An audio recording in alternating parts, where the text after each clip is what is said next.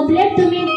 म्हणले नामदेवा, मी तर वृद्धापकाळाने आता ग्रस्त आहे, मला माझे पाय उचलवत नाही, तू आलास तर माझे पाय उचलून बाजूला ठेव. आणि म्हणून संत नामदेव ज्यांना गुरु करायचे अशा महात्म्याचे पाय उचलतात आणि बाजूला ठेवतात, तर भगवान परमात्मा त्यांच्या पायाखाली पुन्हा दिसतात. महादेवाची पिंड पुन्हा म्हणून अजून बाजूला उचलून ठेवतात, तर तिथेही महादेवाची पिंड आहे. दाही दिशाला पाय फिरवतात तरी महादेवाची पिंड तिथे आहेच. आता काय करावं?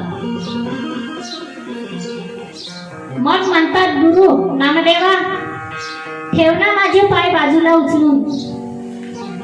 संत नामदेव महाराज शरण येतात, दर्शन घेतात. धन्य आहेत गुरु तुम्ही, आज मला कळालं तुम्ही देवाच्या डोक्यावरती पाय ठेवून झोपले नाहीत, तर देवच तुमचे पाय डोक्यावरती घेऊन नाचतात, असा तुमचा महिमा आहे. संतांचा